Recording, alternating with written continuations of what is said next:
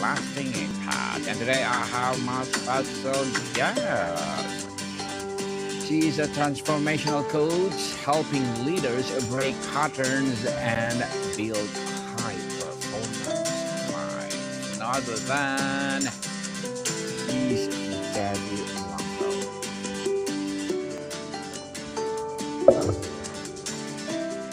Welcome, Miss Debbie on Entrepreneurship 101. And can you please introduce more about yourself? That's nice. Yes, hi. My name is Debbie. I'm a transformational coach. I've been in this business for over 20 years, um, and I help people in a lot of different ways, and we're going to explain it during the podcast. Indeed. Thank you so much for sharing your knowledge and wisdom to the world, Miss Debbie, here on Entrepreneurship 101. We celebrate you with my cheering squad. Thank you. Thank you. Thank you for sharing your knowledge and wisdom as well. And today, let's talk about being helping leaders in business owners break destructive patterns. Hmm. So tell us, you describe yourself as transformational coach who is very direct and does not waste time. Why do you think so many coaches avoid directness, and what happens when someone finally hears or the truth without the softener? Yeah, well, I hate to say it, but there's a lot of reasons for that. But, I feel that by being very honest, I'm helping myself and I'm also helping other people. So we have a type of therapy, psychology, coaching, whatever, and it's called beat around the bush. So what happens is that they don't tell you what you need to hear. They just keep saying, this is your problem, come back next week, and then let's make another appointment, and then we'll talk about your problem. Then they talk a little bit more, and then they say, let's make an appointment for next week. And then each time they're doing that, they're collecting more and more money. That's one reason. And another reason is they don't know. They're just not educated enough, and they just take anybody for any reason. Okay, they don't have a plan. They don't have specific people that they're working with. They don't have the type of experience that they need. I mean, there's tons of reasons why coaches and, people do this. And this is, in a lot of professions. It's not just coaches. There's tons of professions. Probably every profession does this type of stuff. So what we want to do here, what I do is I teach you how to be, um, how to practice what I teach you, what my plan is. And then I don't want to see you again. Okay. And I love everybody. I want to talk to everybody. It's not a problem. The point is that what I teach, you can now go do on your own. And it's a daily practice for yourself. And you could learn that yourself. And that's really the best way to do it, because I don't want anybody to, hold on to me. And then the codependency part of it. I mean, there's a lot of reasons, tons.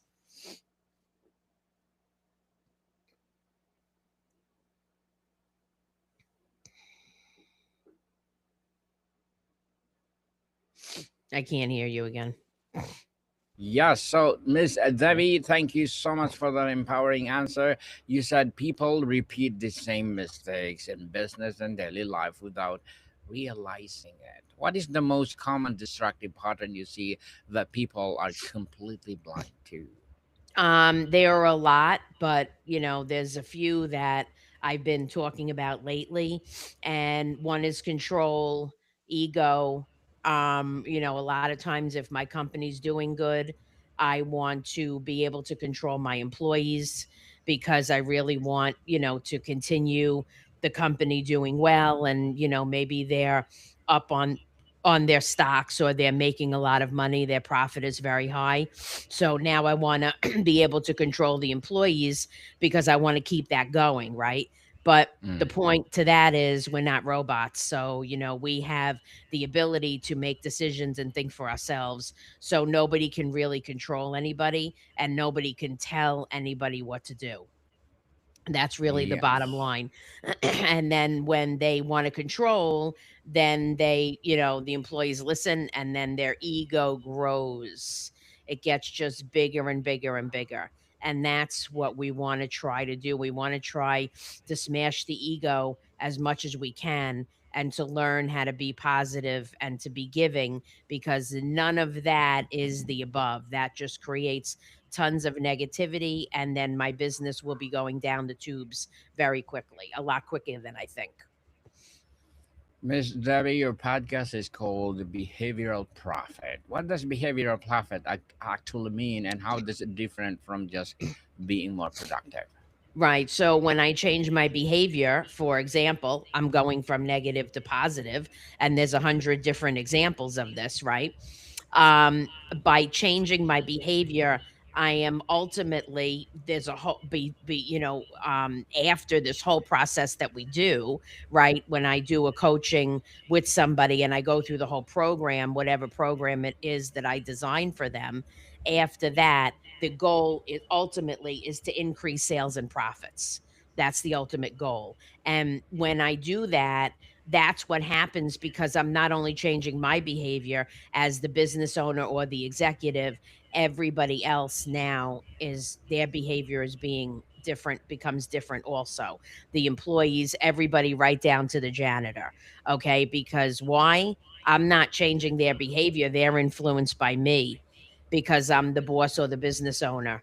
And therefore, now that kind of like rubs off on them. Okay. That's kind of the expression that we use because they're now absorbing my energy. That's really how it works. We don't really say it that way, but we'll say like, positive people, like a doctor will be friends with doctors, nurses are friends with nurses, that's because they produce the same type of energy and they all have the same mindset. But I want the business owner or the executive to develop that mindset for themselves where they're so positive about their business and what they do, right? And again, there's 100 different examples of this. Then they're now transferring that to all of their employees, everybody in the company, and they all become positive too. And not only does that increase sales and profits, it will skyrocket the company way above anything that anybody could imagine. And that's the bottom line. And I've seen it, I've done it. I know that it could work. It's just a matter of the individual actually and admitting it or wanting to, do something about it. Do something about it. And you said small behavioral shifts create a major transformations in productivity, clarity, and confidence. Can you give us a real example of a tiny change that produce a massive results for a client? Well, like I said, going from negative to positive, but if I'll go back to that same example, if I want to control, right? I know that my sales and profits are going down, and I know that I can't control people anymore because when I try to do that, people are not listening to me. Okay, and they're rebelling and they're not following the job duties and they just do whatever they want, and there's no communication. Okay, so what do I want to do? Well, I want to get a coach. That's good for starters. I'm a coach, so obviously I'm going to say that, right? There are other things to do. But in order for me to turn it around and get rid of that um, control, that's a whole process. But ultimately what's going to happen is I'm going to wind up just practicing the opposite of that. So I'm going to be giving love or practice humility, right? Or put other people before me. And when I do that, and there's other things that we could do, right? Because it's a whole, it's a lot more involved than that. I'm just giving like a quick example. And when I do those things, not only does it affect everybody in the company and I increase sales and profits and, all the stuff that we're talking about, but also I could carry that to my home also. So what I do in my business, how I act, what my behavior is, I take that to my house and vice versa. So the energy just transfers. And that's exactly what happens and that's why we all do it and that's why, this is the way that it is, our community the world. This is why everything is this way, because it's about time. It's time now, that we take a look at ourselves and try to see how we could change. We're talking about the workplace here, right? And changing behavior and stuff. That's fine. So we'll stick with that. But, it's time to see, how I can change my work environment. It's time for me to take responsibility for my actions. And that's really the bottom line. The bottom line, indeed. And Ms. Debbie, what is the first step to breaking a negative pattern that keeps showing up in someone's lives or business? Not the 10th step, the very first one. The first thing that breaks a negative pattern, right, is admitting that I need to do something, coming to some type of conclusion or some type of willingness that there even is a problem. Because if there's any issue or anything that I need to help in some way, or be helped, okay, now if I can see that um, I want to change, that even not even go farther than that. I just want to be able to recognize it or create the willingness. That's how I'm going to start off. Because without that, I can't help anybody. That's it. And that's why people call me and they reach out to me. I do my advertising, I do everything that I got to do, social media, everything. But if they're going to call me and reach out to me, then they really see, that there is really an issue that they really need help with, whatever it is. Could be small, could be big. With I always like to mention companies going bankrupt. I don't want it to get to that point, but that's an extreme example because it's common. Because this is what people do. They wait till the last minute, until they can't put food on their table for their family. They don't have enough money. They don't have enough money to put gas in the car for them to get to work. And we're talking about the business owner or the executive. That's who we're talking about here, not employees. And the company is so bad that it's going to go bankrupt or it went bankrupt or whatever, and they're going to go out of business, if they don't change. And this is what happens. This is the reality. So that's what it starts with, is creating the willingness to even see that there it is something wrong or could potentially be something wrong. We're not asking for a lot. We're not asking to, go through the whole process before you go through the process. That makes no sense.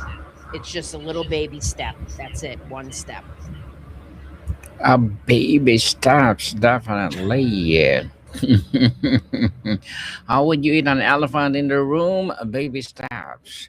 You said clarity and mindset describe your rules more than strategy. That sounds controversial to strategy obsessed business owners. Why is clarity more powerful than perfect plan? Well, we talked a little bit about that, right? Mhm. Um, I want to have clarity because I want to be able to know that not only that I have an issue, but that these things can actually be fixed. Okay. That they can be solved. Okay. That my company can do a lot better than what I could do and what it's doing now. And you know what that is also? That's honesty. That's me being honest enough with myself that I could see that if I change, then everything around me is going to change from work to home. Okay. But if I'm in denial and I'm not honest with myself and I don't have that proper clarity, right? Nothing is going to happen. Nothing. Well, besides, I'm going to be going backwards, just like I am, and things will just get worse, right? Because things don't get better, they get worse until I do something about it. I'm the one that has to turn it around, nobody else.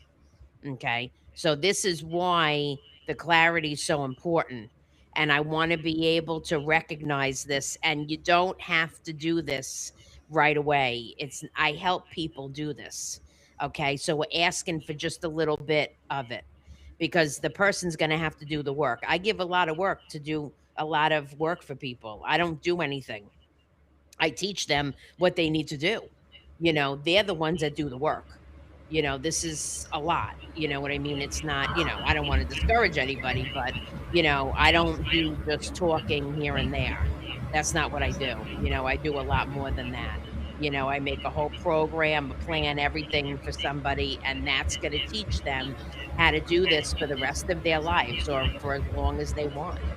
And that's really really the bottom line, and that's why clarity is extremely important, extremely. Extremely, extremely important, definitely. You said you help people see what they are missing. What is the one thing that almost everyone is missing about their own behavior that would change everything if they saw it? Well, I don't know about everything, but there's a lot of things, right? But the one thing that they're missing is, I could think of a good thing, Mm. is a goal or goals that they have for their future and a desire. I want something more out of my life. Okay. I don't want to be this way. I don't accept where I am now, right? The way that my life is now. So I want to do something to go beyond this. And how do I start that, right? That's a great way, you know, to make goals, dreams, okay, different things like that. And this is all stuff I do. This is not, I'm very familiar with this. This is what I do with almost everybody. If that's if that's what they want, if that's what what the purpose is, if I can incorporate that into that. But most of the time I can, because when you deal with business owners and stuff, that's usually their thing. It's easy to put Mm. that in there. But when I do these things, I can go beyond the way that I'm thinking now and I could change my thinking, and this is all part of it. This is all part of helping somebody to get to where they want to be, and if they're there, that's fine. If they want to go higher, that's fine too. That's completely up to them. I'm just giving, examples because there's a lot of different things that a lot of different directions we can go here with these questions. Well said, Miss Debbie. You help leaders build better habits without burning out. What is the difference between a habit that sustains high performance and a habit that just looks productive but leads exhaustion? Right. So, actually, I was talking about this on another podcast, right? Mm. If let's say there's a company that has a lot of companies have this where they have ups and downs. They have busy times of the year and sometimes of the year they're not busy, like a sales company or something like that. Maybe around the holidays a sales company might be busy, and then when the holidays are over they're not busy, right? So if we call this like also like burnout, right? So if I work a lot during the busy times, then that's fine. But I don't want to work a lot when it's not busy. Okay. But the point is that if I keep working when I'm not busy, right, and I get burned out and I do that all the time, then that's really like burnout. That's really what that is. Because if I don't stop that, right? And if I do it temporarily and I don't do it all the time and I don't know to stop it, then it's not burnout, But otherwise, and that is where it gets to the point where it becomes abusive, where I'm abusing myself. Maybe I want money, I went through a busy period, you know what I mean? And I like the money, and I just want to work and work and work because I want more money, and it doesn't work like that because I'm just going to run myself into the ground, and when that happens, the situation's never going to be good. And then, you know, I might get sick or something. I might get physically sick. It happens a lot. And when that happens, then I'm not going to work at all. And that's, that'll be the end of that. And then I won't be able to pay my bills or anything. All because I didn't do this in a way that, I knew that I was able to control it. And that's really the bottom line. Well said again, Miss Debbie. And you have been a guest on the shows about women's leadership and a company cultures. What is the behavioral pattern that shows up often in female leaders that male leaders and vice versa?